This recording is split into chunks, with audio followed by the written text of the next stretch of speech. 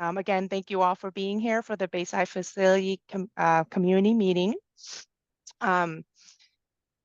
Before we get started, I wanted to let you know that this meeting will be recorded, and we will be posting the recording on the East Bay Mud Bayside webpage at ebmud.com/Bayside. Let's see. My name is Laura Luong. I'm the Community Affairs Rep at East Bay Mud, and also for the Bayside facility. If you have any questions about it, you can reach out to me, and I'll have all my contact information on the slide at the end. So before we get started tonight, I want to introduce staff that's here today on the Zoom. Clifford Chan, our General Manager, is here. Mona Faber-Hill, Senior Community Affairs Rep. Linda Hu, Manager of Water Supply Improvements. Grace Su, who will be presenting tonight, is our Senior Engineer. And last but not least, East Bay Mud Board Director Doug Linney, who represents you, is here tonight, and I'll hand it over him to say a few words. Thank you, Laura. Hi, everyone, and thanks for being here.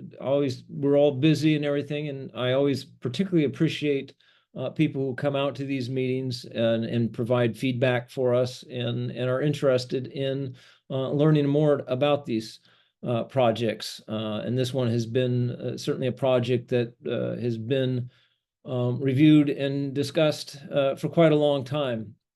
My name is Doug Linney. As Laura said, I represent you on the board of directors for Ward 5, which includes the cities of Alameda, portions of San Leandro, San Lorenzo, West Oakland, and the Oakland Airport area. Tonight, we're going to provide an update on the Bayside groundwater facility in San Lorenzo. Last year, we held a meeting around this time to provide an overview of the project and committed to holding annual updates. We're here again today to share those with you, the plans for the facility, and the staff has prepared a presentation. I look forward to your comments and questions after the presentation. So I'm going to hand it back to Laura. Thank you, Director Linney. Before I hand it over to our presenter tonight, again, I want to remind you, this is being recorded and will be posted on our website. Throughout the presentation, you can ask questions by clicking on the Q&A box panel. Sometimes it's at the bottom of the screen, sometimes it's on the top, but it's the Q&A box. You could click on it and ask questions as we go during the presentation, and we'll answer them after the presentation. All right, now I'll hand it over to Grace Su. All right, thank you, Laura. Good evening, everybody. Welcome, and thank you very much for attending. So the meeting goals and objectives are to continue the engagement with the Bayside Community Group, to provide facts about the Bayside facility and the upcoming Bayside well demolition, and to listen to and address questions and concerns. Excuse me, Grace, your voice seems a little wobbly or something. Is there, I don't know if you can get closer to the microphone or... I will try to get closer. Is that any better? That's definitely better. Okay, I guess I was sitting a little far. Thank you for letting me know. We'll first provide some background on East Bay Mud's water supply before presenting the information on Bayside. Most of East Bay Mud's water supply comes from the McCollum River watershed in the Sierra Nevada that is conveyed about 90 miles westward to the East Bay. In a normal year, McCollum River water supplies about 90% of East Bay Mud's customer needs, and the remaining 10% comes from local runoff. During droughts, Sacramento River water may be needed to supplement East Bay Mud's water supply, as was the case during the past 2 droughts. In 2023 and earlier this year, East Bay Mud also delivered a small amount of groundwater from the Dream project into the McCollum aqueducts. And we'll talk about that a little bit more in a few minutes. East Bay Mud faces a number of water supply challenges, including climate change, droughts that are becoming more frequent and severe, extreme rainfall, earthquakes, new laws and regulations that could impact East Bay Mud's McCollum supply, and more wildfires. To enhance East Bay Mud's resiliency to these challenges, we maintain a diversified portfolio of supplemental water supply strategies. These strategies include water conservation, recycled water, water transfers, and water storage. Groundwater is also part of East Bay Mud's supplemental supply portfolio, which includes local groundwater as well as groundwater outside of East Bay Mud's service area, such as in San Joaquin County. The amount of supplemental water supply that East Bay Mud will need during a multi-year drought will increase in the future, as shown in this plot. By 2050, so if you look at the very right-hand side of this plot, East Bay Mud is projected to need between 75 to 84,000 acre-feet of supplemental water during a third consecutive year of a drought. This amount of water serves approximately 300,000 single-family homes in a year. East Bay Mud plans ahead for this need for water during droughts by continuing to actively evaluate supplemental water supply options, particularly ones that allow East Bay Mud to store surplus water for future drought use. In 2019, Governor Gavin Newsom issued an executive order for the state to develop a comprehensive water resilience portfolio. The governor subsequently released a document in 2022 that outlined California's water supply strategy, and that includes water storage, recycling, and conservation. These strategies, as we mentioned a moment ago, are also included in East Bay Mud's supplemental water supply portfolio. We also want to highlight that groundwater storage is specifically called out as one of the state's key strategies to enhancing water resiliency. East Bay Mud has been actively evaluating groundwater storage for the past several decades. The result of these efforts to date include the Bayside facility and the recently completed pilot phase of the Dream Groundwater Banking Project located in Stockton. Between January through April of this year and February of last year, East Bay Mud, in collaboration with the Dream partner agencies, extracted over 70 million gallons of banked groundwater from San Joaquin County and blended it with East Bay Mud's McCullough water supply. The blended water was treated to the same high standards as East Bay Mud's other water sources and delivered to about 70% of our service area. Next, we'll provide an overview of the Bayside facility. Bayside is an aquifer storage and recovery facility. A well is used to inject treated surface water for storage into the aquifer during surplus water years. That same well can be used to extract water to provide supply during extreme droughts or emergencies, although extraction for Bayside has not yet been needed. Aquifer storage and recovery wells have been used in the U.S. for over 50 years as a proven water resources management technique. In the area around Bayside, there are 3 aquifer zones. We have the shallow, intermediate, and deep aquifer zones. The Bayside well is located in the deep aquifer at about 600 feet deep. The continuous clay layers between the aquifer zones protect the deep aquifer from shallow groundwater impacts and seawater intrusion. The Bayside facilities are located on 2 properties, one owned by Ora Loma Sanitary District and the other by East Bay Mud. The Bayside injection and extraction well and 4 monitoring wells are located on a parcel of property on Ora Loma that is being leased by East Bay Mud and is outlined in yellow in this figure. Ora Loma decided not to extend the lease, and therefore the lease will expire on August 31st of this year. Adjacent to Ora Loma is East Bay Mud's property that's shown in the light blue rectangular shaded area, and that houses the Bayside Water Treatment Facility and an extensometer, which is a device that monitors for any land subsidence.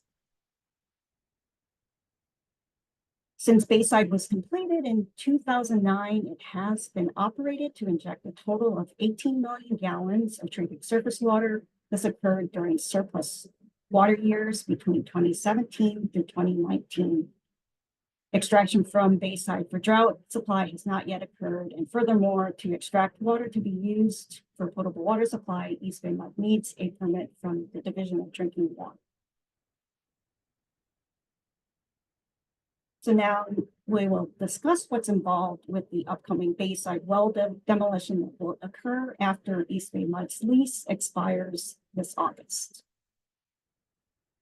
So this fall, East Bay Mud plans to demolish all the Bayside facilities on Oraloma's property, which includes the 5 wells we mentioned previously and all the associated equipment and structures, including those that you see in this photo.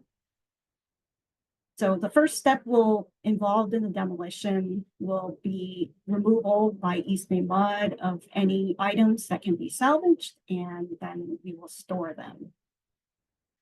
PG&E will remove the power pole and transformer, and then this will be followed by East Bay Mud's contractor will seal and completely fill all 5 wells with impermeable materials following state and Alameda requirements.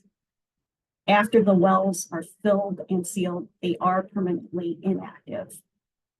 The contractor that will be hired and East Bay Mud's groundwater consultant overseeing the contractor have expertise in performing well demolition. After the wells are demolished, any of the remaining equipment and structures on the property will be removed.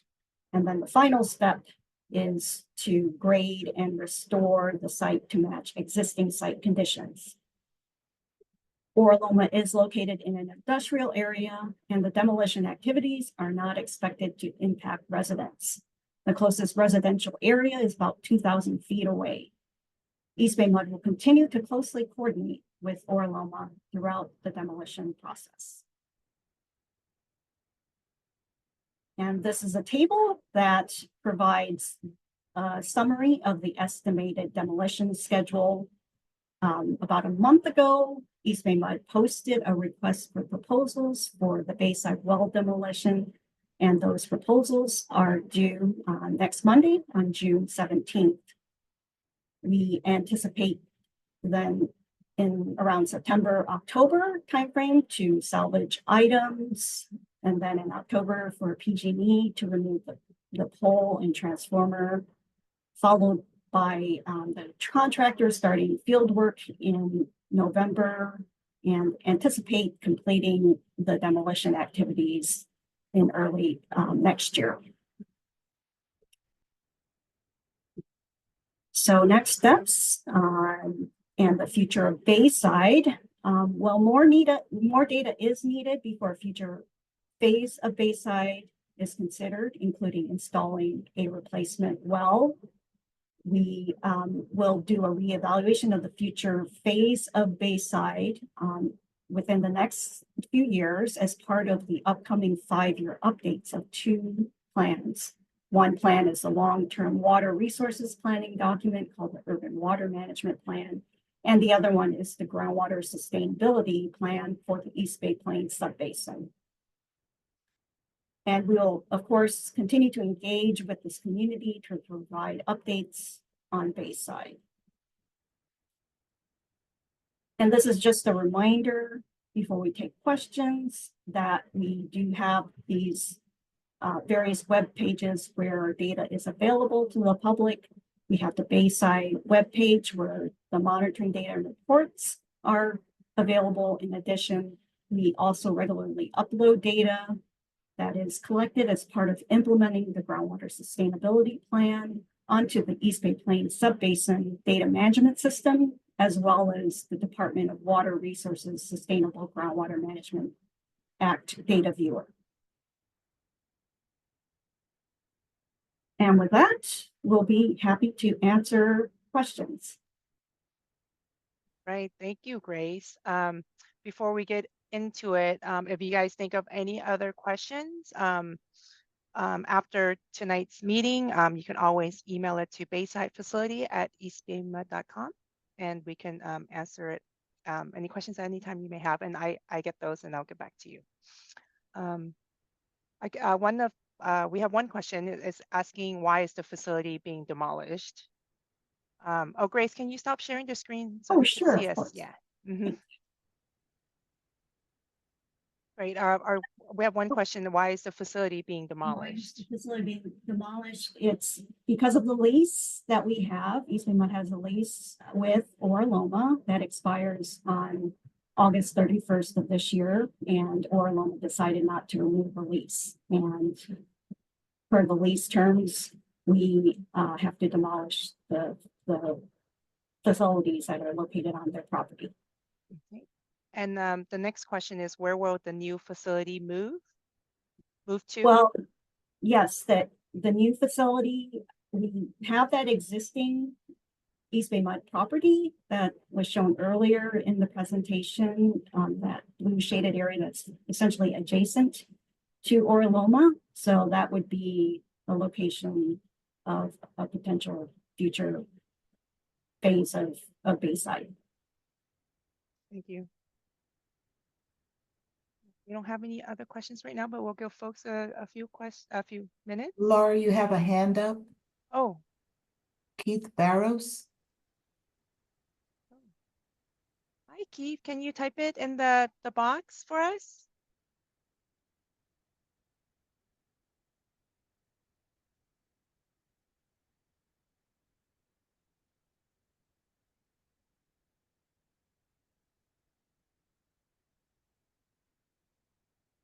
Give him a few questions. I'll take this time to remind folks that I'll be posting the recording of this meeting tonight at ebmud.com/Bayside. Oh, we have another question pop in. Why will the old wells, excuse me, let me start over. Why will the old wells be made inactive? Can't they continue to be used after the lease expires? No, that's part of the process of the demolition. We have to make those wells inactive. They cannot be used again in the future.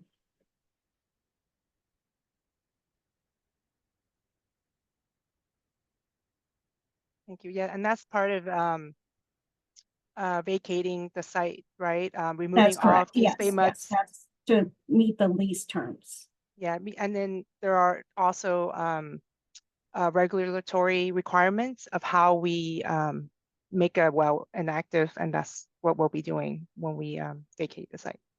Correct. Yes, we follow all the state and Alameda County requirements, so we ensure that it's done correctly and that there's, it's completely sealed and remains inactive. And Grace, this pretty much applies to all wells or that become inactive. I mean, this is a challenge for us sometimes when there are, or not to us necessarily, but to the regulators when wells are abandoned and they're not sealed and properly closed, if you will. And obviously we're taking the steps that are required. Yeah, no, that's absolutely correct. Yeah, we want to protect the groundwater, in the area by properly closing and sealing and completely filling, these wells. And you're absolutely right that if it's done incorrectly, there can be, the potential for pathways that exist, but that will not be the case because, we will have a contractor, that is experienced and does this for a living, and, that's, it will be done correctly. I'm going to hop to out of order because there is relating to the wells while we're talking about it. And there, someone asked, what is the material used to plug the well? Yeah, good question. So the material that will be used will be primarily cement for those 4 monitoring wells. It'll be cement, just straight up. We call it neat cement. And for the Bayside production well, it'll be a mixture of cement and some sand. But that's standard material for closing out and demolishing wells. Okay.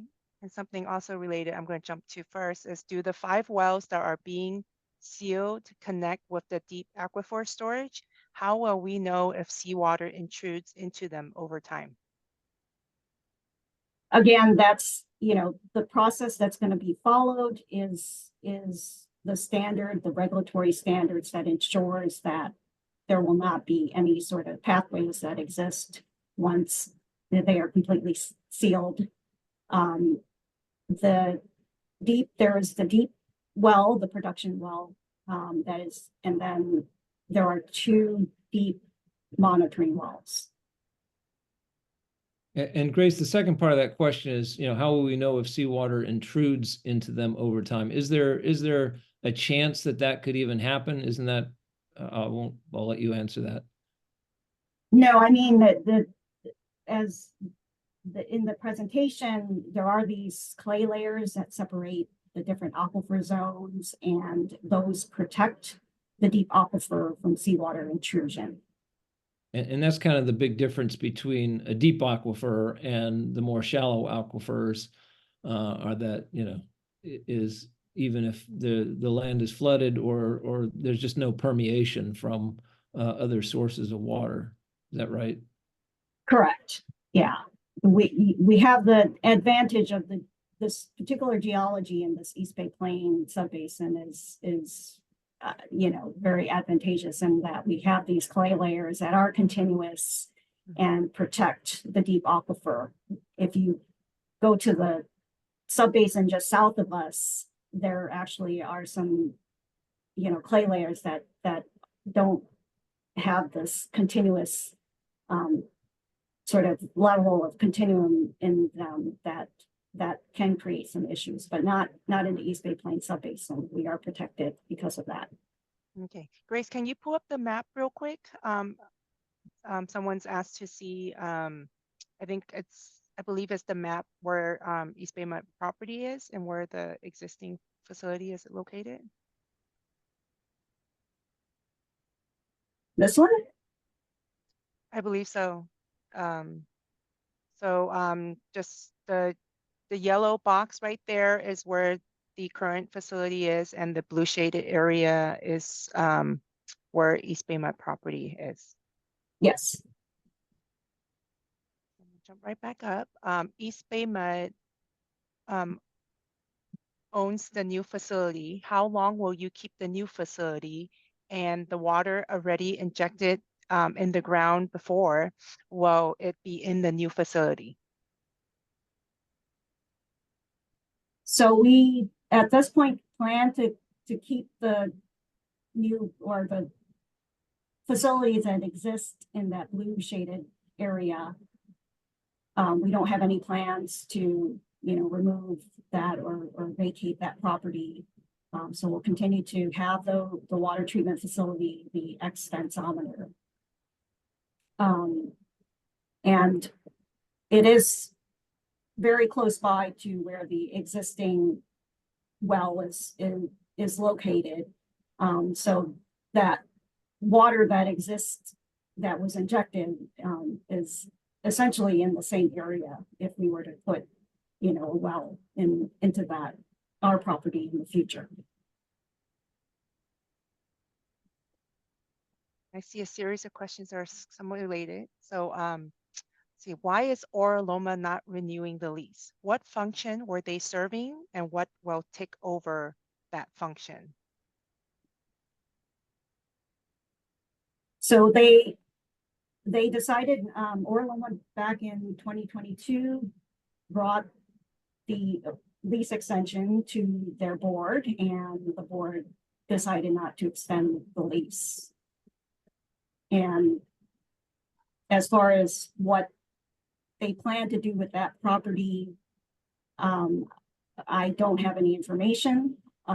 We can ask Ora Loma what their plans are for that parcel of property. I think the function was really they leased the property to us. They do not have anything to do with the Bayside facility. We were strictly using leasing the site for East Bay Mud's Bayside facility.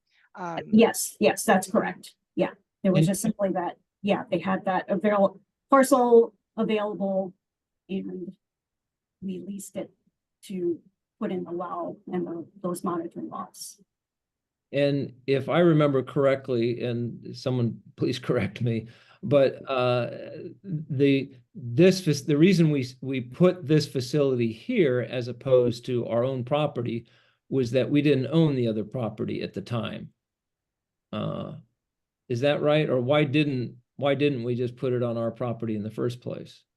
Yes, I believe that's correct. That's, before before my time at East Bay Mud, but my understanding is consistent with yours, Director Lenny, that blue area, East Bay Mud's property, was purchased subsequent to putting the well on Orloma's property. And then let's see. And I'll kind of circle back to Keith's second question. I heard you speak to possibly returning to make new wells in the future. Please explain how it makes sense to permanently seal the wells only to drill new ones in the same location. Yeah, that's a good valid question. Again, it comes down to the fact that where those wells are located is leased. We have a lease with Orloma, and that lease expires. We can't do anything about the fact that the lease is expiring and it's not, it has not been renewed. We tried to renew the lease back in 2022, and Orloma's board voted not to extend the lease. Thank you, Grace. And how much will it cost for new wells, reinstallments? Will it charge the cost to our water bill or our property tax bill? The costs are still, we still have to evaluate that, and we'll evaluate that as part of, this reevaluation process. Just in the last couple of years, costs for drilling wells has increased considerably. And so, we will have to evaluate that. So that will likely be something we can provide an update on in a future meeting. And what was the other part of that? Will it charge to the water bill or property Oh. tax? So currently this is something we plan as part of our, would plan as part of our capital improvements project. Maybe I can help you out, Grace, there. So any type of capital improvement or water supply improvement, that would be on, we would go to the customer's water bill. It wouldn't be on any customer's property tax bill. Yeah, and I want to add, you won't see like a specific increase just for this specific project. We look at all the projects at a whole when they determine the rates during the budget and rates time. Let's see, and then how long? Yeah, I'm sorry, excuse me, Laura. I'd be remiss if we didn't recognize at least that Orloma Director Benny Lee is in the group here, and I regret that in this format we don't, we're having question and answer here without an ability to have kind of a more open participation in this meeting and workshop. Is there a way that Director Lee could answer or help answer some of these questions, or throw some additional light on the questions we're getting about Orloma's decision, because I do think it's relevant here, and I'm not sure I'm the appropriate person to. Okay, I did grant the allow to speak. And Benny, I don't mean to put you on the spot, but it seems like you might want to.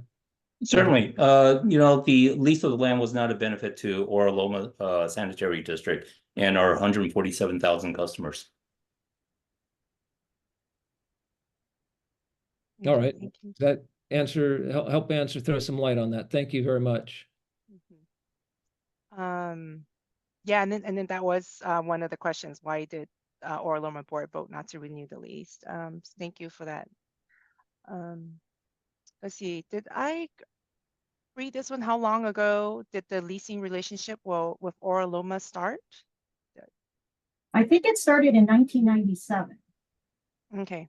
So it began when the test well was put in to, initially just even see if this was a viable location to put in a well.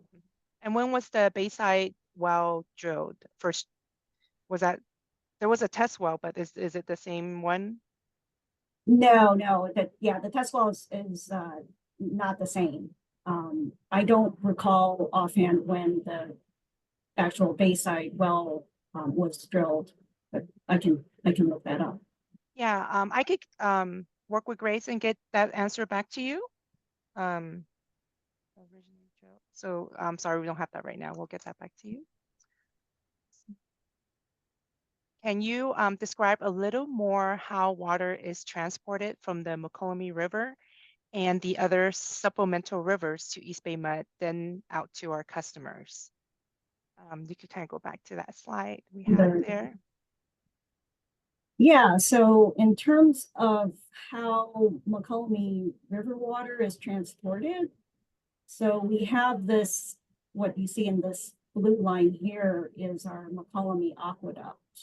And we actually have 3 aqueducts that can transport Mokelumne River water to our service area in the East Bay, and it's about a 90 mile long westward route for that water to come to our service area. And you'll see here where the Dream Project is located in Stockton. It's located along the path of the Mokelumne Aqueduct, so that's why we were able to extract and then move water into our aqueduct, because we were able to connect into our aqueduct. And Grace, can you point out the Freeport facility as well? Yeah, and then the other key supplemental water supply, drought supply, is the Freeport facility, which allows us to take Sacramento River water during droughts, and we did that the last 2 droughts. So that's shown in this green circle here, and then it comes down here and then connects to the Mokelumne Aqueduct at this point here. And then once the water goes in the aqueducts, it goes to our treatment plants. It gets treated and then delivered to our customers in the East Bay. And that's the supplemental water supply is not just from the Sacramento River. It comes out of the Sacramento River, but the water molecules that we're able to get come also from the tributaries of the Sacramento, including rivers like the Feather River and others. And the American and others, yes. Right. And looks like we have someone who in the audience, remember the Bayside well was drilled sometime in 2008 or 2009. You remember being and helping with organizing the event. Oh, okay. For responding. You've been with us for a long time. Thank you for being here tonight. That was a great event. I was very impressed. The dancers and everything made it quite a community celebratory event that way. Yeah, you helped organize the dance performance and catering. So thank you. And again, thank you for being here.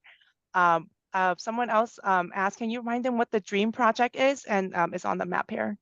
Yeah, so that's a pilot groundwater banking project that East Bay Mud has been conducting in collaboration with partners out in the San Joaquin County area. So it consists of, it's a pilot project where we recharge the farmlands in this area with East Bay Mud's Mokelumne River water during wet years where we have surplus water, and the farmers used that surface water to irrigate crops instead of pumping groundwater. And so because they weren't pumping groundwater, that allowed groundwater to be banked for future use. And so East Bay Mud was able then to extract, as mentioned earlier this year and a little bit last year, and put it into our McCollum aqueducts. Okay, can you so tell for- us what DREAM stands for, Grace? Yeah, I was just Oh, gonna- yes, of course. Anybody It's can such a say what long- dream. It's so long that it's DREAM is such a good acronym, but it stands for Demonstration, Recharge, Extraction, and Aquifer Management. Thank you. More And than if just you, dream. go ahead. And if you guys are interested, you can hop on eastbaymud.com, do a search for DREAM, and there's Actually, a if whole, you whole do- page in the project. Yeah, if you do eastbaymud.com/dream, it'll take you right there. Oh, perfect. Thank you, Yes. Grace.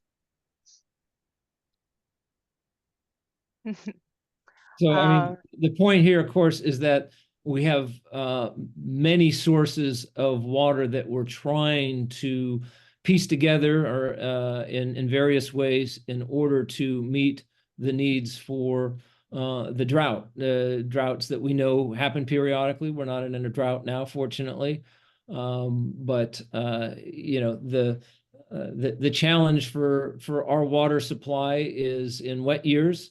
We're very fortunate. We have the McCollum River watershed and the Pardee Dam, Pardee Reservoir that supplies almost 90% of our water in regular years.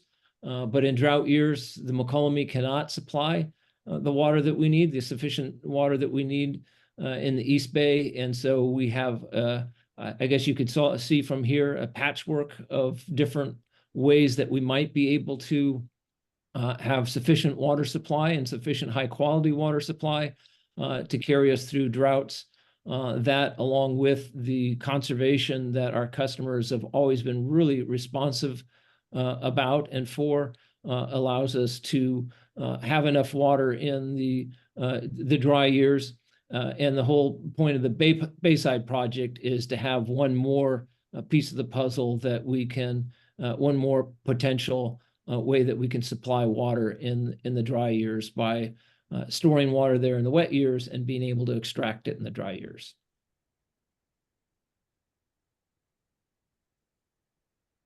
okay.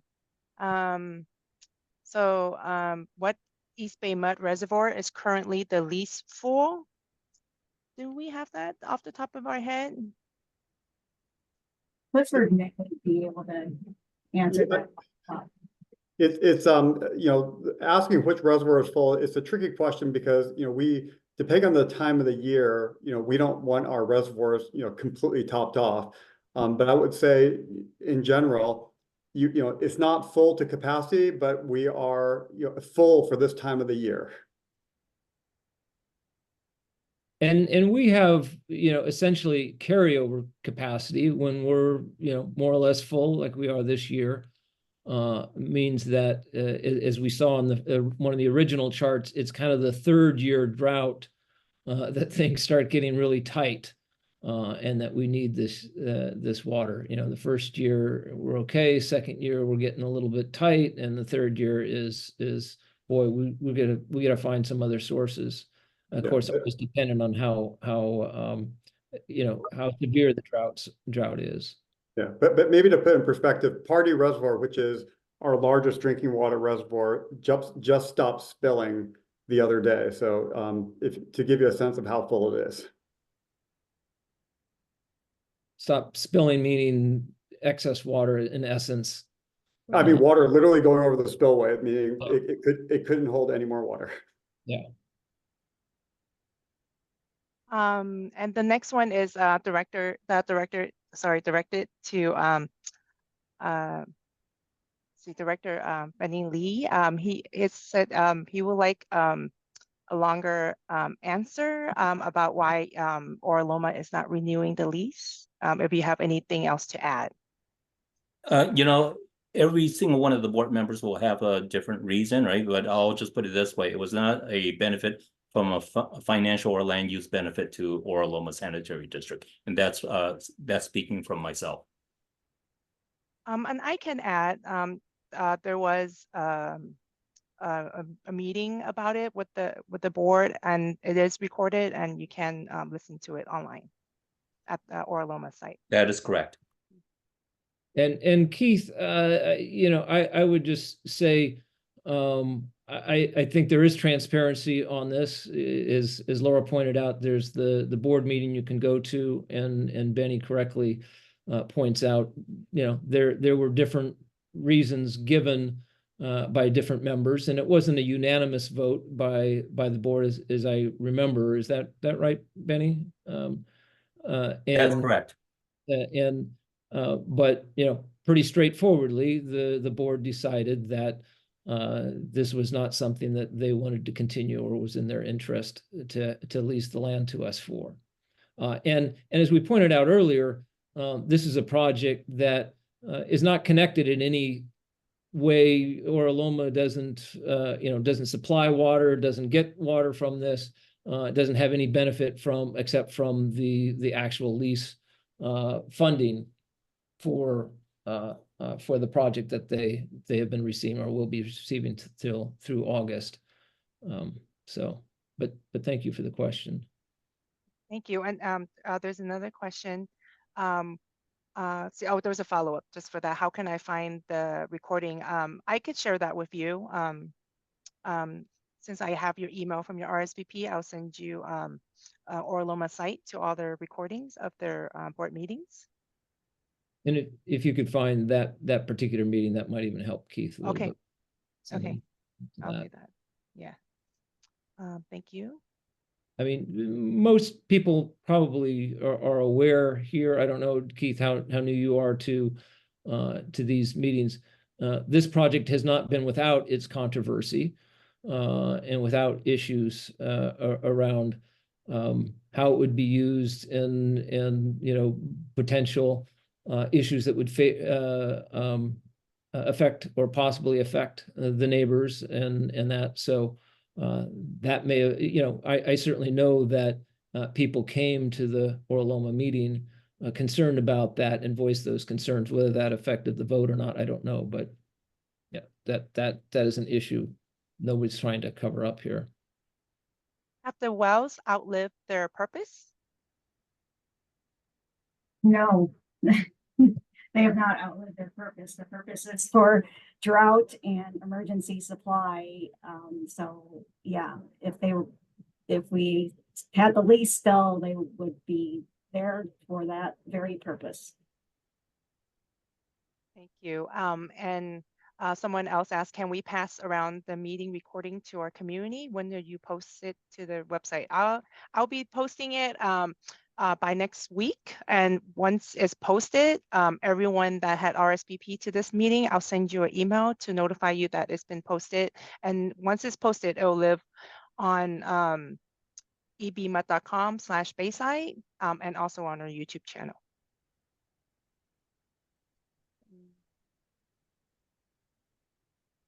Next question is, the news reported that construction of a new reservoir has been approved by the governor. Will that new reservoir be part of East Bay Mud's network? I'm not sure which reservoir. This is the Sites Reservoir. Sites Yeah, I was Reservoir. thinking of just- Oh. Yeah, so the Sites Reservoir is not, East Bay Mud is not a part of the Sites Reservoir project. Okay, thank you.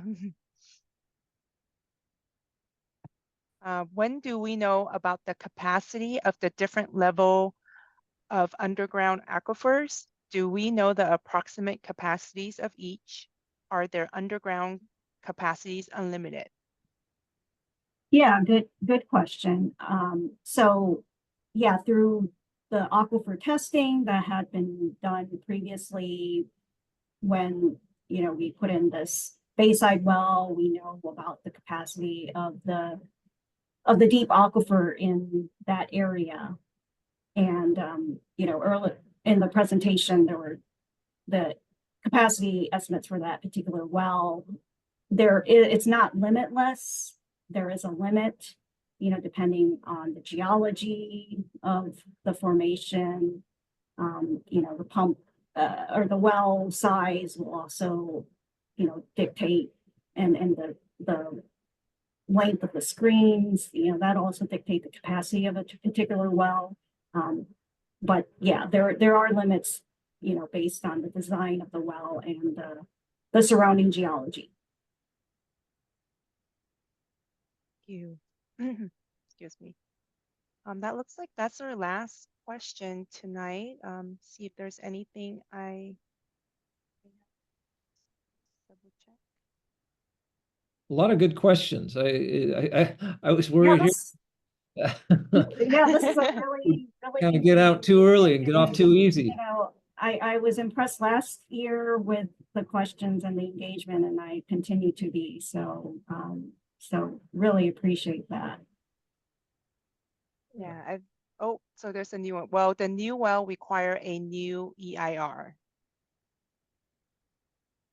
That's a great question, and we'll need to look into that as part of the reevaluation process and discussions with Alameda County.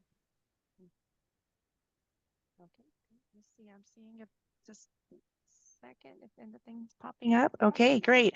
I'm going to send at the emails in the chat that if you guys have any other questions after the meeting, you could email baysidefacility@ebmud.com or myself, laura.luong@ebmud.com. It comes in the same box for me. So feel free to reach out at any time if you have any questions.